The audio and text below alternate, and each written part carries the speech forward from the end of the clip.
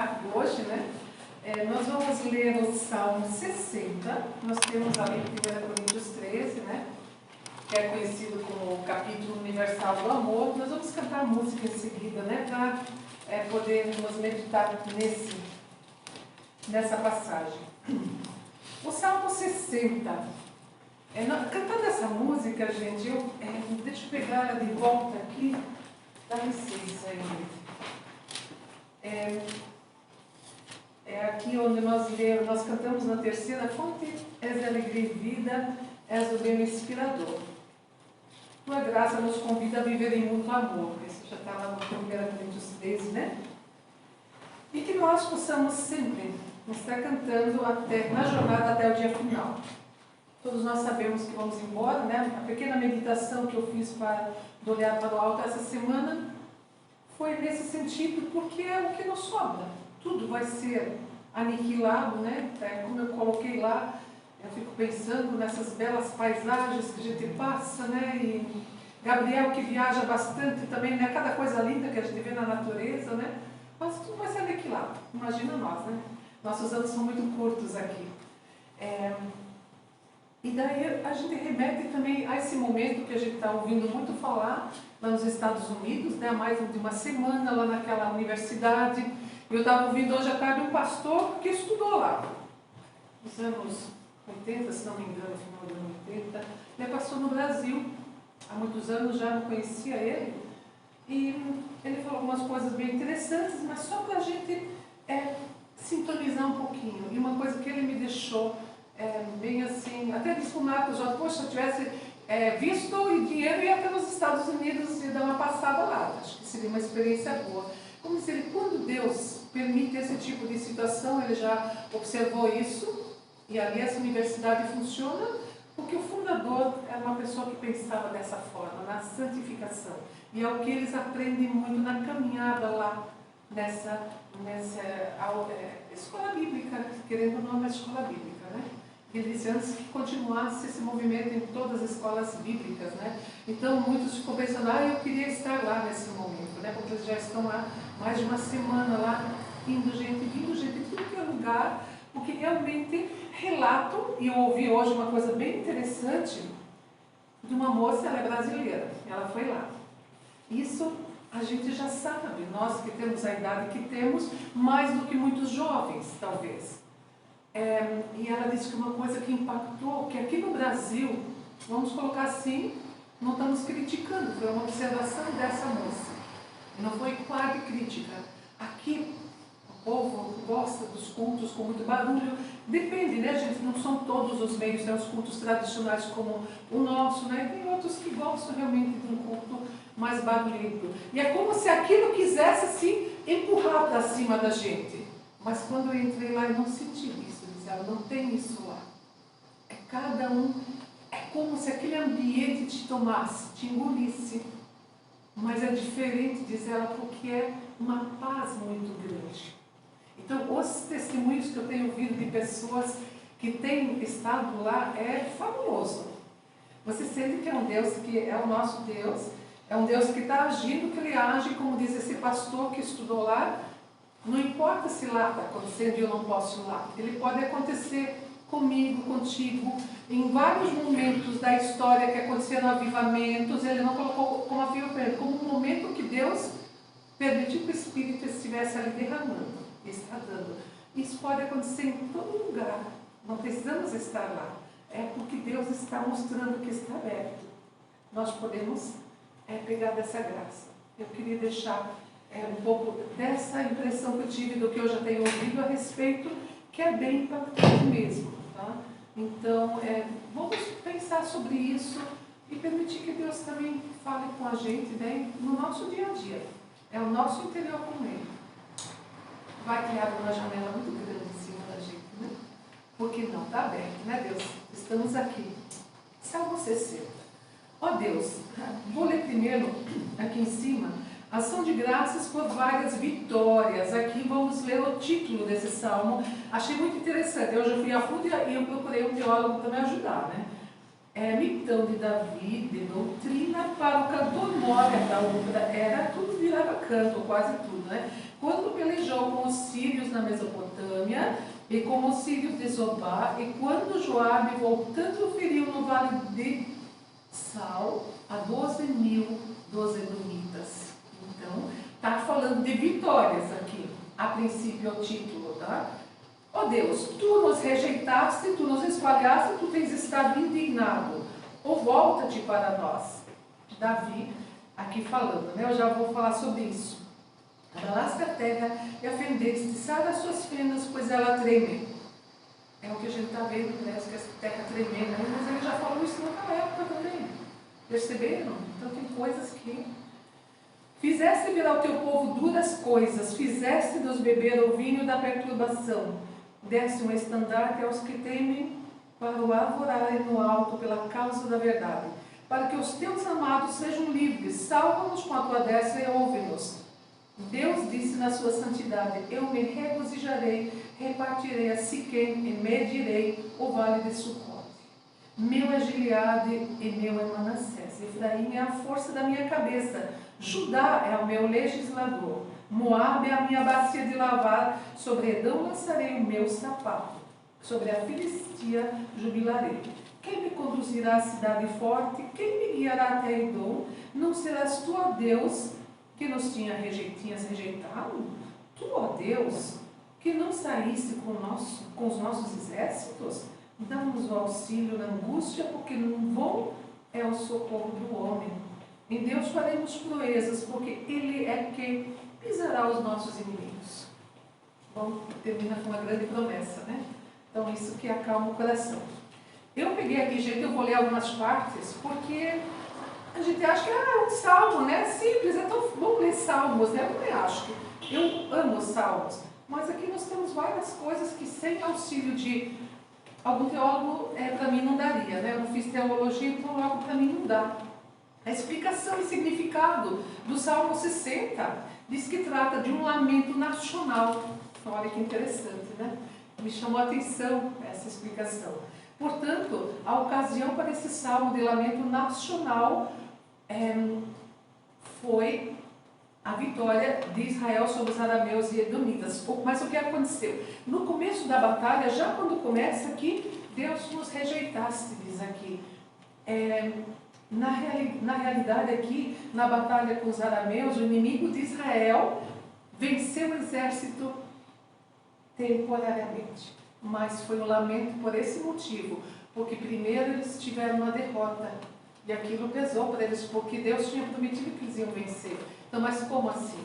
Né? Nós, às vezes, não nos encontramos nessa situação, mas Deus disse que, né, a gente... Mas Ele nunca disse que ia ser simples. Também não falou que ia ser fácil. Na Bíblia não está dizendo aqui, né? A gente, muitas vezes, pode se iludir até com algumas coisas, né? Quando a gente é mais jovem, talvez, ou não. Depende. A realidade, aí entra a questão, né, de Romanos 12, que é a fé racional. Aí me chamou a atenção que essa moça que esteve lá, essa brasileira que esteve lá na universidade, acho que ontem ela teve, ontem, e ela falou que impactou mais ela foi a serenidade com que as pessoas estavam ali adorando a Deus, pessoas lá, famílias inteiras, doando um cachorro quente. Eles não estavam cobrando. Se fosse no Brasil, numa festa de igreja, diz ela, no mínimo 40 conto. Porque aí iam se aproveitar por um preço bem alto para fazer uma grana, né?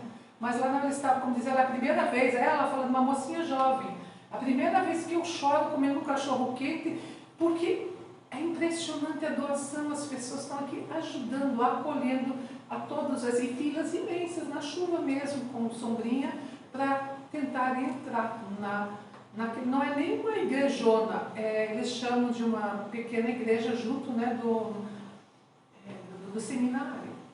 Lógico, os prédios são imensos lá, né? Então para nós parece uma grande igreja.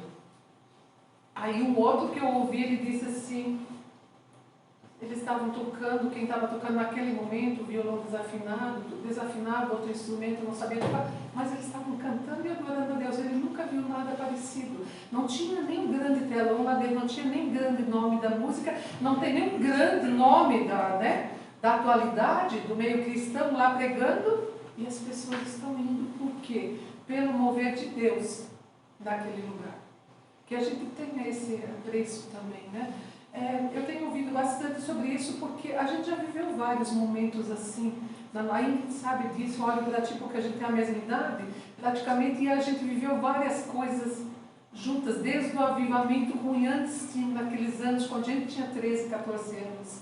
Então a gente viveu momentos muito impactantes já na nossa caminhada. E é mais ou menos isso que está acontecendo. Então, para o mundo do momento, carnaval está tudo bem. Mas mesmo o cara ir lá para rezar, para se ajoelhar, para chorar porque não faz em casa.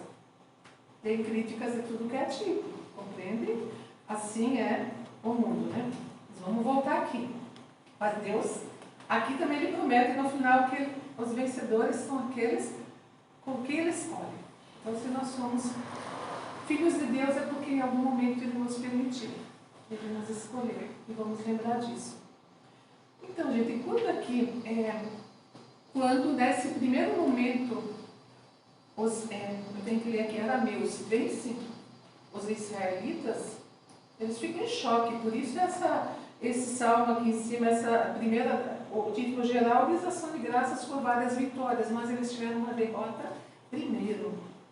E daí, Davi citou uma profecia que ele recebeu garantindo o sucesso militar de Israel.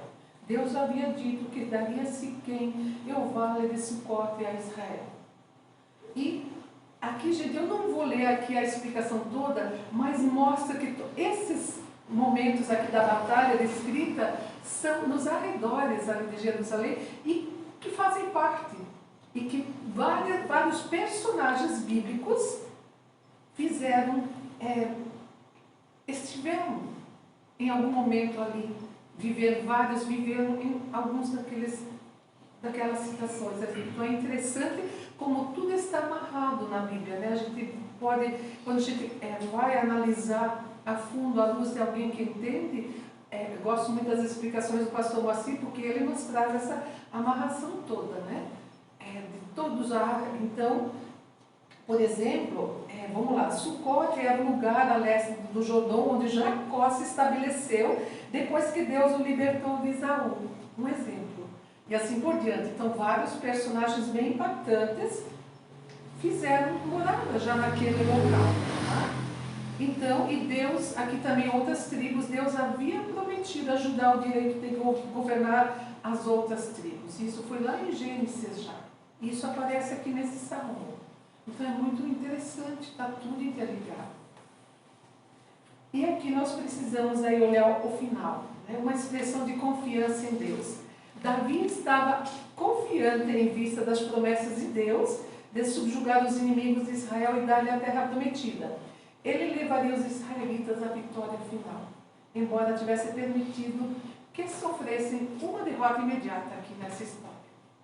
Mas depois eles foram vencedores, né? Então, só que Davi reconheceu o quê? Que a vitória tinha que vir de Deus.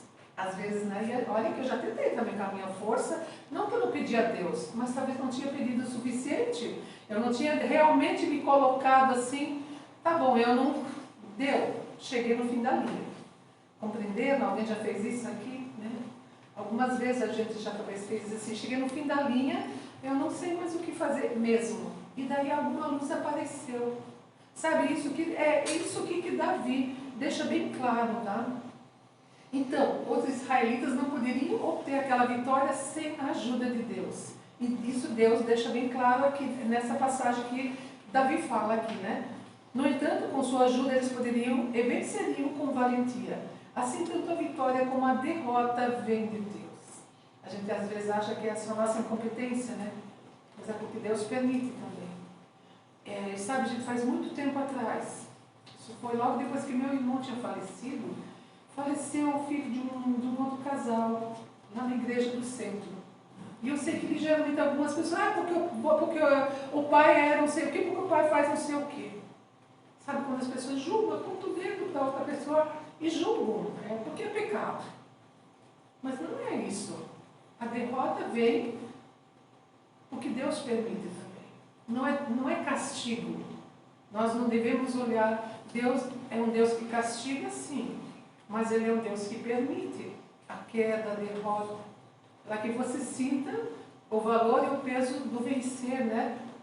Quando você chega, né? Quando você é derrotado numa primeira batalha e depois você vai lá, com certeza eles perderam homens também na batalha, mas depois Deus permitiu a vitória e realmente o governar, né? Essas outras tribos da época. Então, consequentemente, os crentes devem olhar para ele, para Deus em todas as situações, nas duas, né? Confiar na força sobrenatural, nas promessas de Deus, de aliança para o sucesso contra os inimigos. Gente, não vamos esquecer que aqui esse salmo trata de um lamento nacional. Perderam no primeiro momento, mas Deus garantiu a vitória. Então, se Deus garante a vitória, podemos traçar o paralelo que quisermos aqui. Vou deixar em aberto. Mas a sugestão está muito bem dada aqui para nós. E isso me deixou bem impactada hoje, quando eu li isso aqui. Que um lamento nacional. Perdemos no primeiro momento, mas Deus garante a vitória. Então vamos acreditar nisso. E hoje, ouvindo esse pastor, hoje à tarde ele disse, eu acredito que Deus tem uma grande, algo muito grande para o Brasil também.